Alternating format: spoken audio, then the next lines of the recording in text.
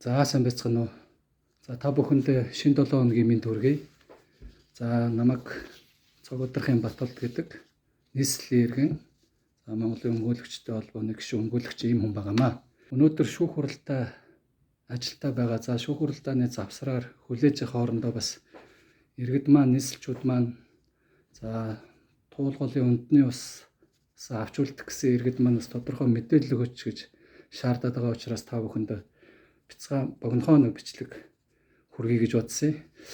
За тэгэхээр миний бие анханасаа энэ туулын хурдны зам төс хөтөлбөрийг эсэргүүцсэн залуучуудын иргэдийн жагсаалтаа нэгдэж анханасаа хамт талбай дээр бас үзэл бодлоо илэрхийлж бас хөдөлгөөнд оролцсон. За энэ хөдөлгөөнд оролцох явцдаа за төр засгийн одоо байдал тийм ээ. За иргэдийн хүсэл эрмэлзлийн хооронд асар их зөрүү үл ойлголцол, үл огтлцол байсан учраас энэ асуудлыг хуульчны хувьд за шүүхээр шийдвэрлүүлсэн дээр юм байна гэсэн одоо ойлголт төрсөн. За үүнийхээ дагуу 2026 оны за 4-р сарын 20-ны өдөр за туулын хурдны зам төс хөтөлбөрийг хэрэгжүүлэх одоо төс хөтөлбөрийг хэрэгжүүлэх шийдвэрийг гаргасан нийслэлийн иргэдийн төлөөлөгчдийн хурлын 2026 оны 10-р сарын 15-ны өдрийн 23 дугаар 125 дугаартай тогтоолыг илт хууль бус болгохыг тогтоолохоор захиргааны эрхийн шүүхэд хандсан, нэхэмжлэл гаргасан. За үүний дагуу захиргааны шүүхээс 2026 оны 4-р сарын 27-ны өдөр за нэхэмжлэлийн шаардлага хангасан байна. За бүрдүүлбэр хангасан байна. Хууль зүйн үндэслэл байна. Шалгах ёстой байна гэсэн үндслэлээр захиргааны хэрэг үүсгээд одоо шалгаж байгаа. За өөрөөр хэлбэл одоо өмгөөлөгч Батболдын зүгээс гаргасан нэхэмжлэлийг хариуцагч буюу иргэдийн төлөөлөгчдийн хуралд хүргүүлсэн гэсэн ийм мэдээлэлтэй байгаа.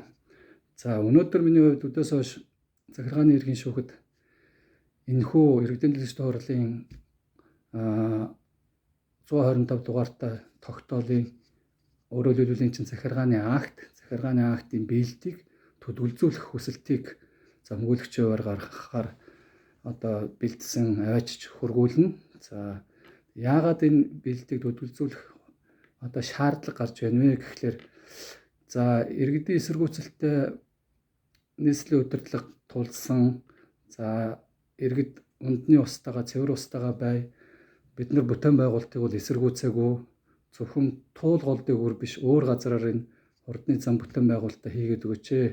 Үндэсний устдаа байя. Бүтээн байгуулалт яг устдаа байхад болно гэдэг байдлаар асуудалд хандсан боловч төр засгаас тодорхой шийдвэр гаргахгүй арга цаасан байдлаар за байгаль орчин уур амьсгалын өөрчлөлтийн яамны сайд нь болохоор нэг зогсоолооч гэх шиг торголоо гэсэн мэдээлэл гаргана. За ерөнхий сайд нь мөн зогсоосон хуулийн нэлтийн байгууллага орж шалгах ёстой гэсэн мэдээлэл гаргасан боловч албан ёсны шийдвэр цаасаар одоо алавжиж гараагүй энэ зэрэг байдлаас шалтгаалаад шүүхэд энэхүү актын биелэлтийг өөрөөр хэлбэл энэ тууллын хурдны зам төсөл хөтөлбөр хэрэгжүүлэх үйл ажиллагааг төдөлзүүлэх энэ хүсэлт гаргах шаардлага хууль зүйн үндэслэл нь тавьж байгаамаа гэж та бүхэн ойлгоорой. За шүүх хүсэлтийг хүлээж аваад 7 хоногийн дотор шийдвэрлэх ёстой. За хэрэг шүүгчийн захирамжаар актын биелэлтийг төдөлзүүлсэн тохиолдолд шүүхийн албан ёсны шийдвэр өөрөөр хэлбэл 3 шатны шүүхийн шийдвэр гарч алавчтал энэхүү туулын хурдны зам төсөл хөтөлбөр үйл ажиллагаа хэрэгжих ёсгүй гэсэн ийм хуулийн ойлголт байгаа. Өөрөөр хэлбэл төрийн одоо эрх мэдлийг хэрэгжүүлэгч 3 субъект байдаг. Улсын их хурл, засгийн газар, за шүүх гэсэн. За энийг бол хуульчд бүгд иргэдч бүгд мэдж байгаа.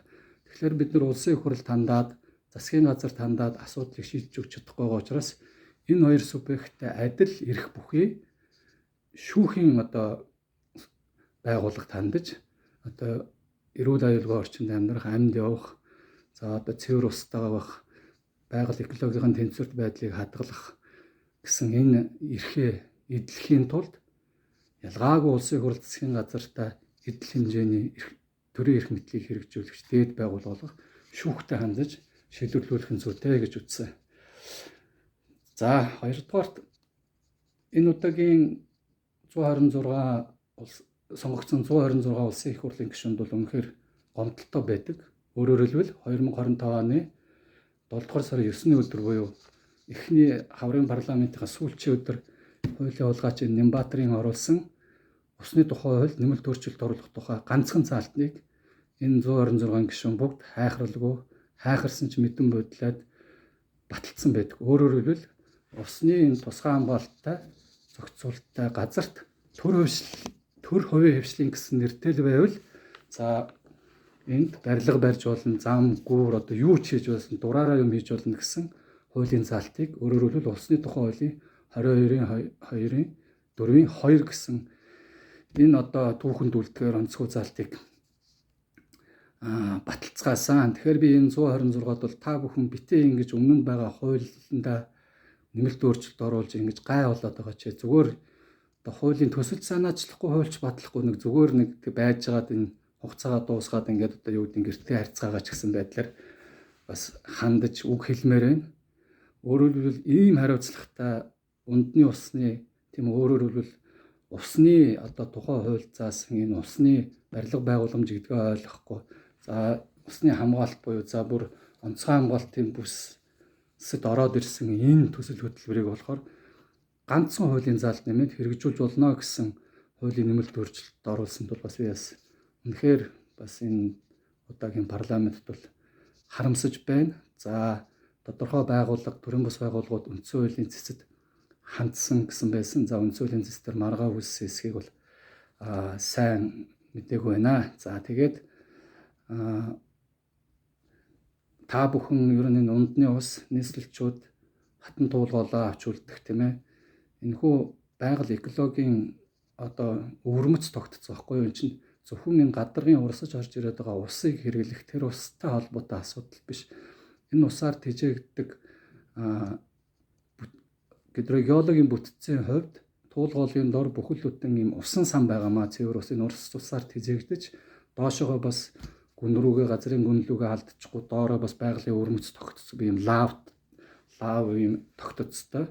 Тэгээ ингээд доошогоо ч алдчихгүй дээрээсээ цэвэр усаар ингээд тэтгэгдээд ингээд байж идэг энэ бүтц байгаа. Энэ бүтцийг л энэ туулын хурдны зам гэж юм барьж нэвт багнууд барьж усан санг маань шүүрэн шанах шиг болгож хаях гадаагаад л иргэд дургуцаад байгаа. Түүнээс Нямбатрын дээр зам барих гадаа түгжрэлтэй одоо тэмцээд байгаа ч гэх юм уу энэ асуудлыг нь бол ойлгож байна. Тэгэхээр туулгалтай хөр биш Нямбатраа өөр газараар энэ хурдны замыг барьж болно. Өргөн сайхан нутаг дэвсгэртээ Монгол орон хаагуул одоо зам тавихаар байна. За дээр нь өчигдөр зам тээврийн сайд дэлгэр сайхны өөрийн пэйж хуудсан дээрээ тавьсан мэдээллийн дагуу за эмээлтээс баг хангаа хүртэл хөшгтийн хөндөд дайруулад богдуулынхаа урдуур төмөр зам тавьж байгаа юм байна. Энэ төмөр зам 9 сарын 1 гэхэд ашиглалтанд орно гэсэн бас мэдээллийг өгчүүлээ. Тэгэхээр нэгэнт тэнд төмөр зам тавьж газар шорооны ажил болж мөнгө төгрөг үрж байгаа асуудал дээр за засгийн газар нийслэл хоёр нийлээд төмөр замаа барих тэр бүтээн байгуулалтын ажлын хавцгаар хамтраад тэнд хурдны төмөр замаа дагуулаа барьчаач гэсэн саналыг бол бас гаргаж байна. Тэгтээ дэргүй эмээлтээс урагшаад биороо гарахад туул хөндлөн гарсан 427 м гүүр барина гэж хэлээ. Тэгэхээр энэ бүх зүйл дээр та бүхэн хамтраад ажиллаад энэ төсөв мөнгөө зохистой хэрэглээд за эколог байгальдаа байгуулад байхгүй шиг ингээд ажиллаа ойлголцоод хийчээч. Засгийн газар нэг юм хийгээд байдаг наана нийслэл дээр нэг нөхөр томдлогоо гаргаад бас би бас төсөвтөө би энд туулын гол дагуул зам барина гэдэг ингээд ээж болохгүй. Нямбатар бол нийслэлийн иргэдийн төлөөлөгчдийн хурлаас санал болгосны дагуу ерөнхий сайд захирамжилсан ийм зүгээр одоо нийслэлчүүдийн зарц буюу зүгээр менежер байх ёстой хүн. Энэ хүн юу хийх ёстой гэхээр нийслэлийн иргэдийн төлөөлөгчдийн хурлаасаа гарсан шийдвэрийг ч хэрэгжүүлэх ёстой. Дээжтний байгууллагууд засгийн газар төрийн удирдлагаас өгж байгаа одоо шийдвэр ажлуудыг чинь утгын удирдлагынхаа ажилтай хослуулж хийх ёстой юм менежер хүн байх ёстой байхгүй. Түүнээс биш ганцхан би нийслэл дээр төсөвтэйгээд өөрөө ингээд том толгоолоод ингээ яваад иж болохгүй. За яахаараа заавал туулгол дээгүүр хийдэг юм бэ Нэмбатарт. Туулгол дээгүүр биш, өөр газараар бол иргэд таны бүтээн байгуулалтын ажлыг бол дэмжиж байгаа шүү гэж үзэж байна. За тэгээд өмгөөлөгчийн хувьд бол өнөөдөр хөсөлтөө өгч чинь за цаашдаа шүүхийн хянан шийдвэрлэх ажиллагаанд оролцоод за хэрхэн шийдвэр гарах талаар за мөн ажиллагааны явц дах мэдээллийг бас та бүхэндээ тэр даруй бас хүргэж авах болно. За ингээд дараа уулзцаая баяр та.